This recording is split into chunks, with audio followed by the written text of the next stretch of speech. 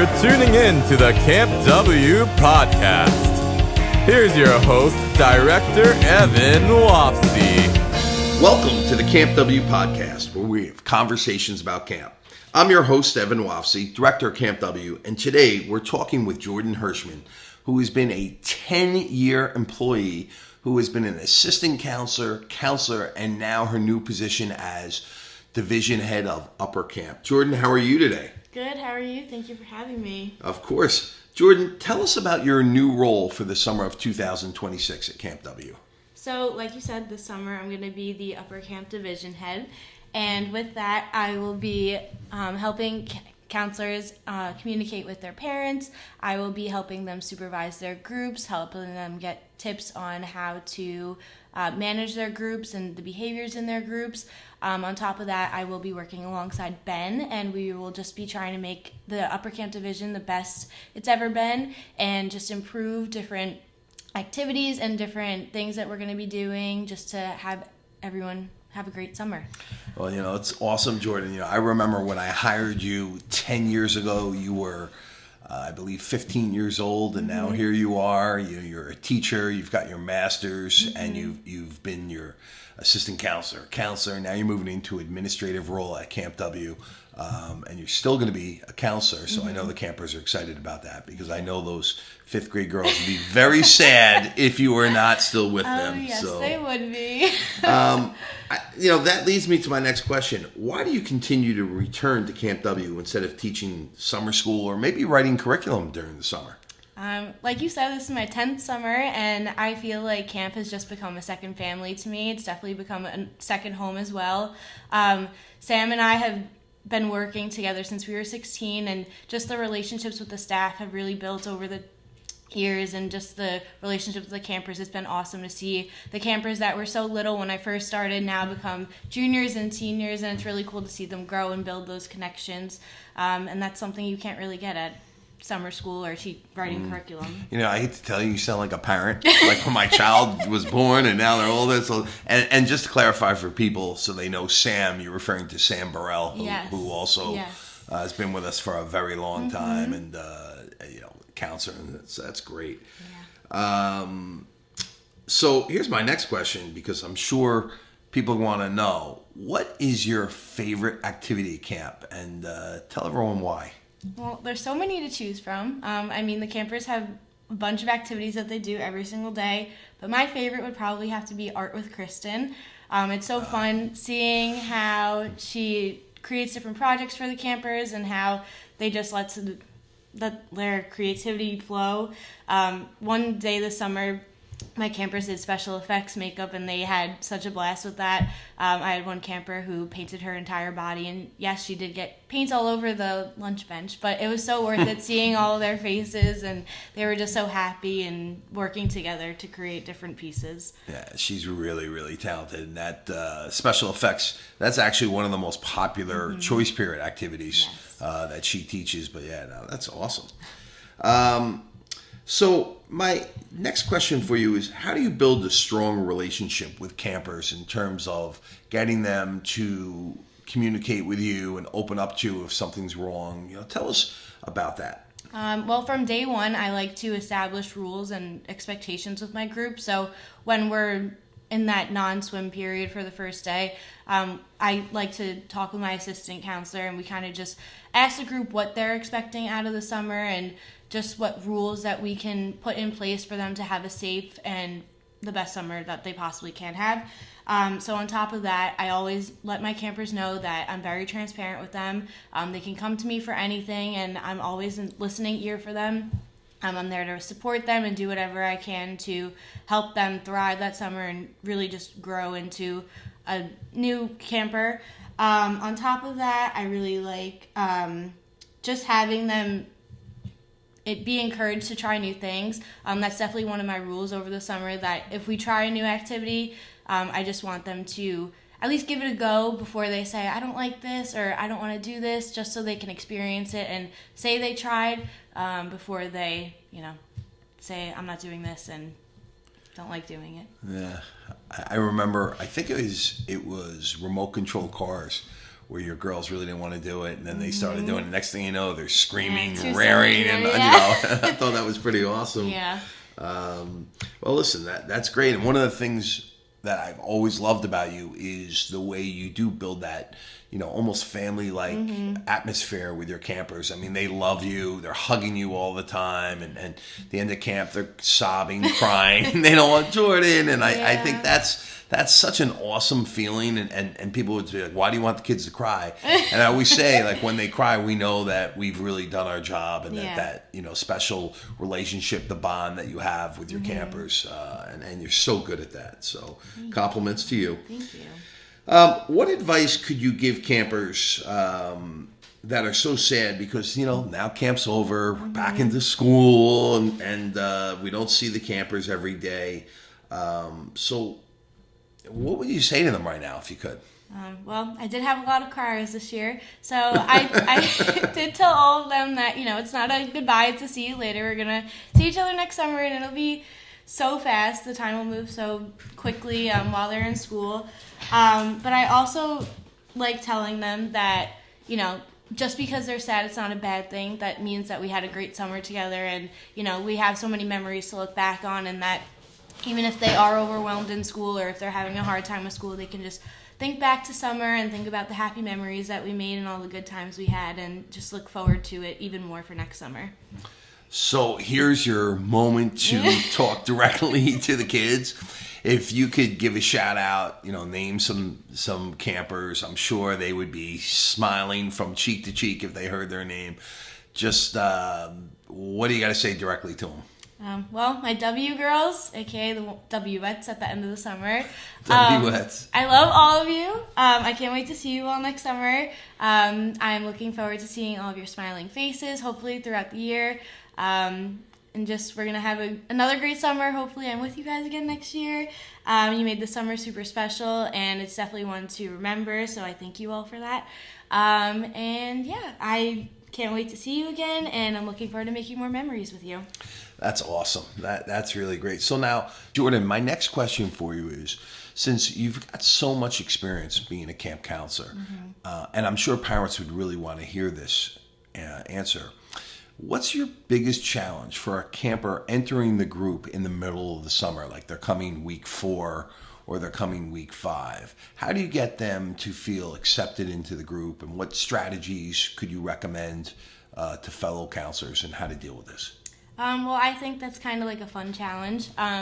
Campers coming in through the middle of the summer is definitely, more nerve-wracking for them. So I think having them come in at the beginning of the day, introducing them to the group, maybe having them share a few different things about themselves just to build those connections right off the bat, I think that's definitely very important.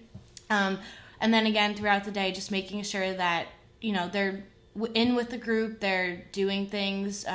Sometimes we like to pair them with buddies just so a returner who's been there for a while can share and kind of guide them in a way, just to get them through the day and just so they have somebody to look after, I guess.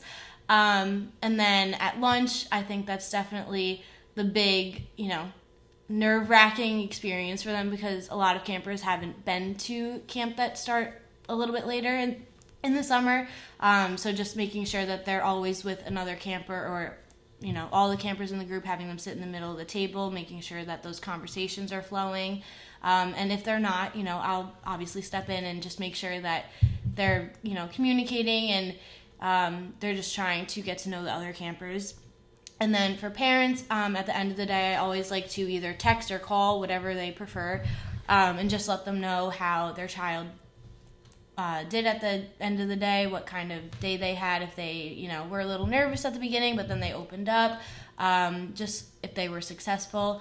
And that's definitely something I like to make sure of, just so, one, it establishes good parent communication, and 2, it allows the parents to trust me in case, I have to communicate with them for other reasons throughout the summer. It just builds that connection with them as well. So, and in your years at Camp W, you were in middle camp with some younger kids, in 2nd grade, 3rd grade, and now obviously being up at upper camp. I would assume, tell me if I'm wrong, that the transition for camper who's a little bit older is generally easier than... Yeah. I would definitely say it, from what I've seen, it's been easier for older campers to transition, just because, they're more used to being in school during the year and making new friends, whether it's, they're doing dance or different sports. I feel like that's definitely a greater opportunity for them to, kind of have that experience and transition. Definitely for the younger kids, you might have to push them a little bit and encourage them to, talk to the other campers and try to establish those connections. So with them, I think it's just a little bit more encouragement and maybe a little prompting just to get them started. Right. And I'm sure the parents too, as the campers get older, they're a little bit less hesitant and nervous. But that's great. That's great advice. And I want to thank you for those responses. So my next question is like one of my favorite topics at camp. It's that group performance skits. Oh, yes. So now, Jordan, in all the years you've been working, group performance skits happens every other Friday at camp. It's competitive. The counselors really get into it. Yep. Tell me the challenges you face. Let's put you on the spot. This year, did you win at all? Did you place? You didn't? No. Okay. All right. So I'm a direct challenge on this podcast for you for next summer that you need to place at least twice next year. So start planning. But what would you say is the biggest challenge, and what does it do for the group when you're preparing for those group performance skits? Because, the origin of the group performance skits is, team building activities, trying to incorporate a bond between campers as they're working together to, come to a common goal. And that's really the most important thing. But tell me, what do you think is a challenge about the group performance skits, and what do you like so much about it? Well, I want to say first off, I know my kids are listening to this, and you guys did a great job with them, so I think we should have placed, but that's another story. But I think the most challenging thing about the group performance skits is that a lot of the campers don't agree on songs, or they don't agree on dance moves for the skits, especially. Well, can I ask you, what do you enjoy more, practicing for the dance skit, the lip sync, or just doing like a comedy? Or you don't care? Maybe lip sync, because I think that's more fun for them to try to get to learn the song if they don't know it, and we can get them. Well, I've always gotten them microphones so they can have props. I've been watching. I've been watching. So I think that's just a more fun way, as opposed to a dance. I mean, we did do a dance with our lip sync, but I think it's just a little bit more of a challenge, I guess, to come up with the song and the dance.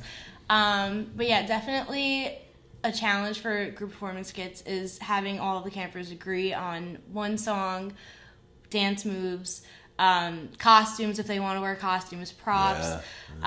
So what I've done this summer, which I think, and all the other summers before, really worked, is having each camper come up with one thing for the dance or the lip sync or whatever skit we were doing. So everyone feels like they're a part of it. That's great. That's definitely something I preface, that I want all of them to have a little part in the skit that we're doing. So whether it's, one camper comes up with the first dance move and then another camper comes up with something, we all make it a collaborative effort. So it's not just us doing it or them doing it. It's kind of everyone working together. Yeah, I mean, that is my favorite part of camp. I love the energy as people are getting ready. I love everything about it. So now, Jordan, my final question for you, and this is a toughie, and I'm putting you on the spot, but if there's something you could do for Camp W next summer that we're not doing right now, what would it be?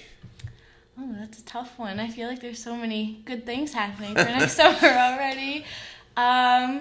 I don't know, maybe have more camp meetups during the year, just for campers to get together and see each other. I know a lot of campers do go to school with each other, but there are a few campers that, they have friends that go to school in Bethpage and Syosset and places that aren't really close to Melville, I guess. So I think that would be, they are close, but not Kansas, right, Oklahoma. Yeah, Guam. Just I don't know, I think our open houses, I think that would be cool if we could do something like that for our returning campers, just so they can hang out, see old counselors, and just have a good time. So, Jordan, as we close the podcast, I want to ask you one last thing. In all of your years, you're coming, you talked about camp, how much you love it and everything. What is absolutely your number one favorite thing about Camp W? Oh, that's hard. 20 seconds. Just give me like a 20-second answer. Probably the staff. I feel like the staff at Camp W are very welcoming. We're definitely a close-knit family, and I think that's something you can't really find anywhere else. So I would say definitely the staff is probably one of my favorite aspects of camp. I would tend to agree with you. I mean, you and Sam, it's like, I have 2 daughters of my own, but I kind of feel like you guys are like the extended family. And especially this year, it was such a wonderful summer. I was like really sad. I can admit it. Like when camp ended this year, like I was like a little depressed that weekend. I mean, I was exhausted, but I was really sad that I don't get to see everyone every day. It was an awesome summer. So it's a weird feeling not seeing everyone every day that you've seen. Absolutely. Well, I want to thank you so much, Jordan, for all your time. These answers were great, and we're excited about camp for next summer. Yeah, thank you for having me. I'm super excited. Camp W Friendships all day with your host Evan Wassey. Yeah.